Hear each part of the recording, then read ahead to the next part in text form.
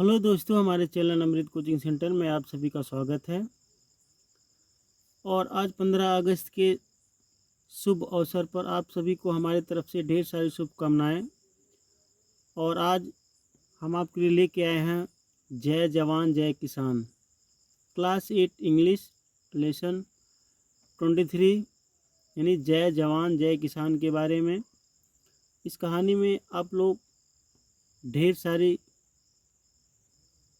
शिक्षा प्राप्त करेंगे जय जवान और जय किसान के बारे में।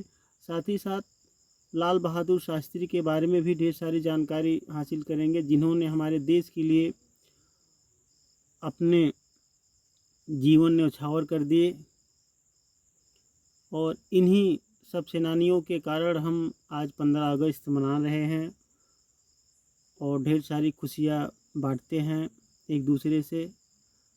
तो चलिए सरल हिंदी अनुवाद के साथ आज फिर आप लोग के साथ एक लेसन के साथ आए हैं।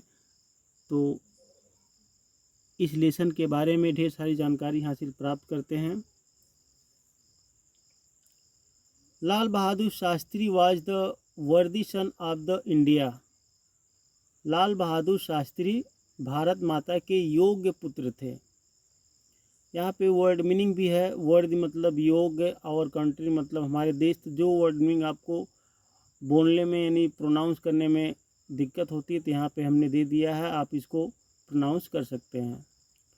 He was the second prime minister of our country. वह हमारे देश के दूसरे प्रधानमंत्री थे, यानी बहुत पहले की बात है जब हमारा देश गुलाम था। तो ये सब मिलकर अपने देश को आज़ाद किए हैं। He assumed office at a time. उन्होंने ऐसे समय में पदभार संभाला when the country was passing through turmoil. जब देश उथल पुथल से गुजर रहा था।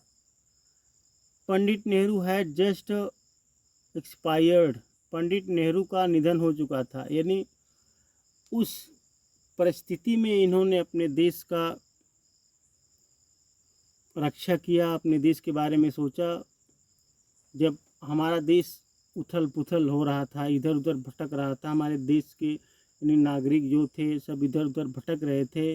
उस समय पंडित नेहरू का निधन भी हो चुका था। तो उस समय हमारे दूसरे प्रधानमंत्री भी थे। तो उस समय इन्होंने हमारे देश की जो बागडोर थी इन्होंने संभाल रखा था। And Pakistan hostility towards our country was increasing day by day. और हमारे देश के प्रति पाकिस्तान की दुश्मनी दिन ब दिन बढ़ती जा रही थी। अब यहाँ पे है हॉस्टिलिटी मतलब दुश्मनी होता है, टूवर्ड्स मतलब के प्रति या के तरफ, इंक्रीजिंग का मतलब होता है बढ़ती जा रही, बढ़ना होता है। Which ultimately led to a war in 1965। जिसके कारण अंततः 1965 में युद्ध हुआ। यहाँ पे अल्टीमेटली का मतलब होता अंततः, वार का मतलब होता युद्ध, इंटरनल का मतलब होता आंतरिक, हैवी प्रेशर यानी भारी दबाव। तो यहाँ पे the country was under heavy pressure due to डाउट एंड अदर इंटरनल प्रॉब्लम्स। यहाँ पे सूखे और अन्य आंतरिक समस्याओं के कारण देश भारी दबाव में था। प्रॉब्लम्स का मतलब होता है समस्याओं। It was quite a tough टैक्स for a new prime minister to handle. Handle का मतलब होता है संभालना। एक नए प्रधानमंत्री के लिए इसे संभालना काफ़ी कठिन काम था। क्वाइट का मतलब होता है काफ़ी, टफ का मतलब होता है कठिन, टेम्पर्ड मतलब होता है सम्मिलित होना। But as he had been tempered by the freedom struggle. तो स्ट्रगल यानी लेकिन जैसा कि वे स्वतंत्रता संघर्ष में सम्मिलित थे। तो फ्रीडम स्ट्रगल का मतलब होता है स्वतंत्रता संघर्ष। तो जिस समय ये प्रधानमंत्री बने थे हमारे दूसरे लाल बहादुर शास्त्री। उस समय हमारा देश काफ़ी दबाव में था, काफ़ी तनाव में था, ढेर सारी परेशानियां थी, लेकिन फिर भी वह अपने तरीके से अपने देश को संभाला और आगे बढ़ाया और हिम्मत नहीं हारे। And had served in Nehru's cabinet, और उन्होंने नेहरू के कैबिनेट में भी काम किया था। He took it all in his stride, उन्होंने अपने तरीके से इसे संभाल लिया। At the age of 17 he was very impressed with Mahatma Gandhi's call for freedom through non violence. 17 वर्ष की आयु में वे महात्मा गांधी के स्वतंत्रता के अहिंसा आंदोलन से बहुत प्रभावित थे। And took part in the non corporation movement of 1921, तो और उन्होंने 1921 के असहयोग आंदोलन में भाग लिया था। ही courted arrest but was let off because of his young age, उन्हें गिरफ्तार कर लिया गया लेकिन कम आयु होने के कारण छोड़ दिया गया। But he was not so lucky, लेकिन when he followed Mahatma Gandhi in the Satyagraha movement and this time, लेकिन जब उन्होंने महात्मा गांधी के सत्याग्रह आंदोलन में भाग लिया तब वे इतने भाग्यशाली नहीं थे। यहाँ पे टुक पार्ट का मतलब होता है भाग लेना या भाग लिया, नॉन कॉर्पोरेशन का मतलब होता है असहयोग, कॉटेड अरेस्ट का मतलब होता है गिरफ्तार कर लिया गया। तो इस प्रकार से आप लोग को प्रोनाउंस करने में भी जो समस्या होती है वह आप पढ़ सकते हैं और प्रोनाउंस भी कर सकते हैं। He had to spend approximately 8 years in jail over a period of time, और इस बार उन्हें लगभग 8 वर्ष के समयावधि के लिए जेल में भेजा गया।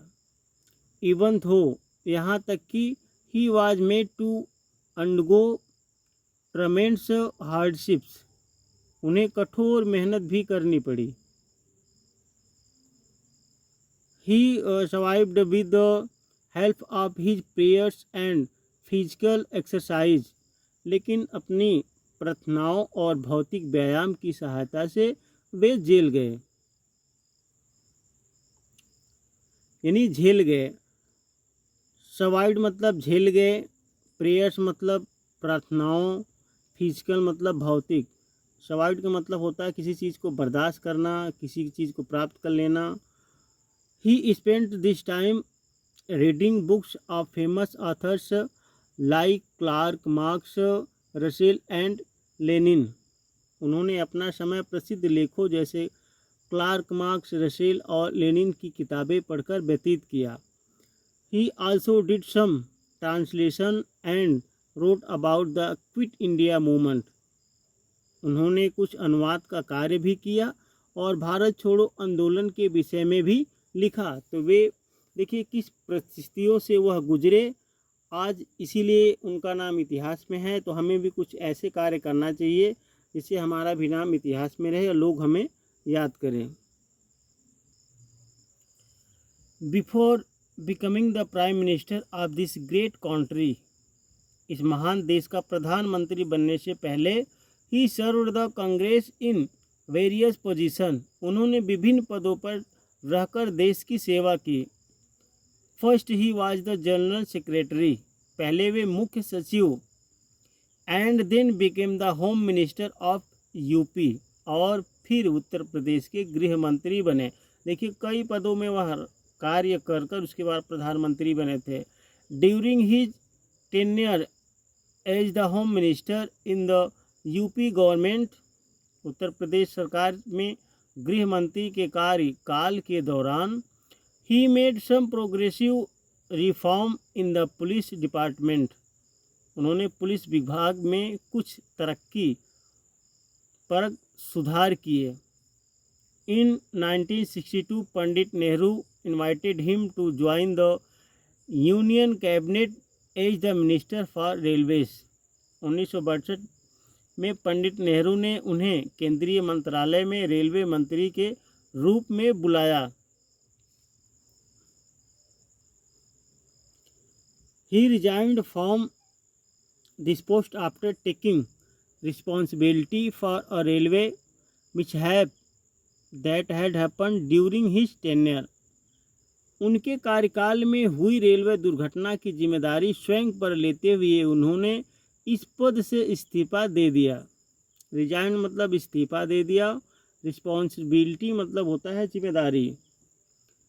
इन 1965 during the Indo Pakistan war, 1965 में भारत पाकिस्तान युद्ध के दौरान Lal Bahadur Shastri showed remarkable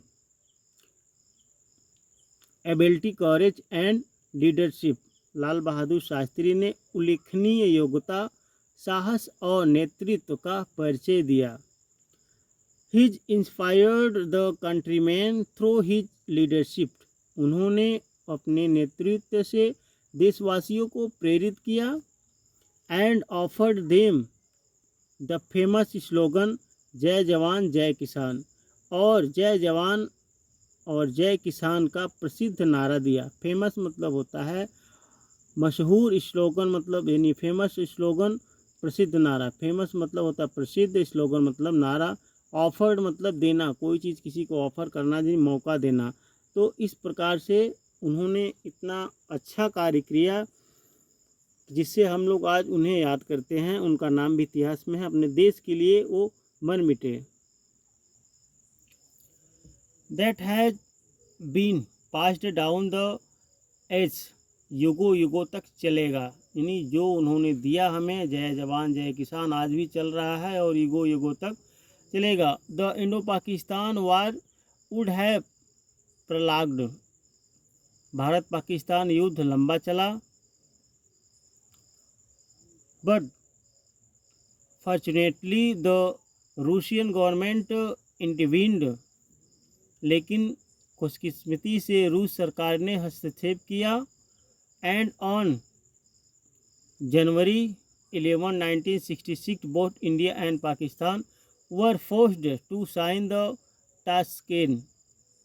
Tashkent agreement, और 1 जनवरी यानी 11 जनवरी 1966 को भारत और पाकिस्तान दोनों को ताशकंद समझौते पर हस्ताक्षर करने पड़े। A fateful day that saw the passing away of this great leader just a few hours after signing this historic agreement, लेकिन इस ऐतिहासिक समझौते पर हस्ताक्षर करने के कुछ घंटे बाद इस महान नेता का स्वर्गवास हो गया। He was awarded the Bharat Ratna posthumously in light of the services rendered by him to the country, देश की सेवा करने के परिप्रेक्ष्य में उन्हें भारत रत्न से सम्मानित किया गया। पोस्टमोस्टली मतलब होता है मर जाने के बाद। His memorial at Vijay Ghat in Delhi is a constant reminder of great administrate, Delhi में विजय घाट पर उनके स्मृति चिन्ह एक महान प्रशासक, यानी एडमिनिस्ट्रेशन मतलब प्रशासक, and a fantastic human being, और एक बेहतरीन इंसान की लगातार याद दिलाते हैं। तो इस प्रकार से इस लेसन के बारे में आप लोगों ने ढेर सारी जानकारी हासिल की, और साथ ही साथ लाल बहादुर शास्त्री के बारे में भी ढेर सारी जानकारी हासिल की, और साथ ही साथ जय जवान और जय किसान का जो नारा उन्होंने हमें देकर गए हैं आज भी हमें याद है, और सभी लोग उसको जानते हैं और युगों युगों तक जानते रहेंगे। तो इसी के साथ जय हिंद।